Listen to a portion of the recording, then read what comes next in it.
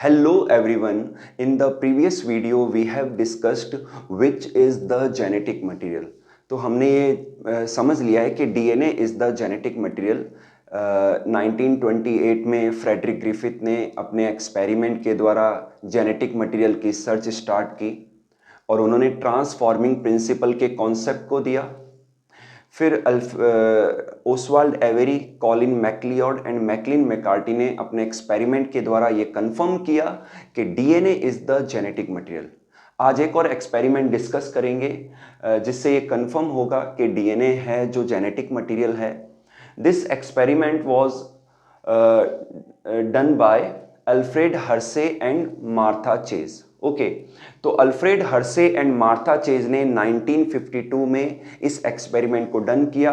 उन्होंने कुछ बैक्टीरियोफाजेज लिए, T2 बैक्टीरियोफाजेज लिए जिनके प्रोटीन कोट होता है और उनके अंदर डीएनए होता है। उन्होंने पहले radio active sulphur containing media के ऊपर उनको ग्रो किया।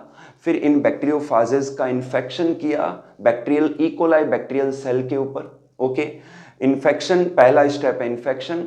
जो इन्फेक्शन थ्रेड है वो बैक्टीरियल सेल में चला गया। सेकेंड स्टेप है ब्लेंडिंग। ये जो इन्फेक्शन थ्रेड है वो बैक्टीरियल सेल के जेनेटिक मटेरियल में इनकॉर्पोरेट हो गया।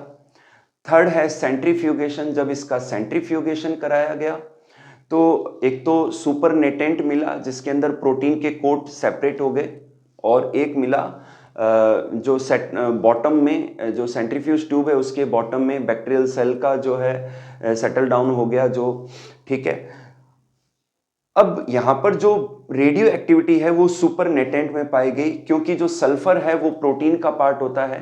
तो सल्फर जो है इनकॉर्पोरेट हो गया था प्रोटीन कोट के अंदर, इसलिए सुपरनेटेंट के अंदर रेडियो एक्टिविटी मिली। लेकिन जो बैक्टीरियल सेल के अंदर कोई भी रेडियो एक्टिविटी नहीं पाई गई। फिर बाद में उन्होंने अगेन एक दूसरा मीडिया लिया जिसके अंदर रेडियो एक्टिव फॉस्फोरस लिया और वहां पर इन बैक्टीरियोफाजेस को ग्रो करवाया। और क्योंकि जो फॉस्फोरस है डीएनए का पार्ट होता है तो ये रेडियो एक्टिव फॉस्फोरस बैक्टीरियोफाज के डीएनए के अंदर इनकॉर्पोरेट हो गया। फर्स्ट स्टेप है इन्फेक्शन। इन्फेक्शन के दौरान बैक्टीरियोफाज ने अपने जेनेटिक मटेरियल को रिलीज किया, ठीक है, बैक्टीरियल सेल के अंदर। सेकेंड स्टेप है ब्लेंडिंग। अगेन जो इन्फेक्शन थ्रेड है वो इनकॉर्पोरेट हो गया डीएनए के अंदर। और थर्ड स्टेप है सेंट्रीफ्यूगेशन। तो सेंट्रीफ्यूगेशन के दौरान एक तो सुपरनेटेंट मिला और एक सेंट्रीफ्यूज ट्यूब के बॉटम पर जो है उसका सब्सटेंस मिला बॉटम के अंदर। तो ये देखा गया कि जो सुपरनेटेंट है उसके अंदर कोई रेडियो एक्टिविटी नहीं पाई गई इस बार, लेकिन जो बैक्टीरियल सेल थी जो बॉटम में थी उनके अंदर रेडियो एक्टिविटी पाई गई।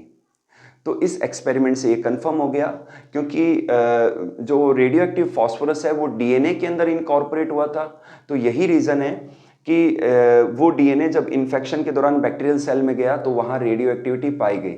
तो इस एक्सपेरिमेंट से ये कंफर्म होता है कि डीएनए जो है जेनेटिक मटेरियल है।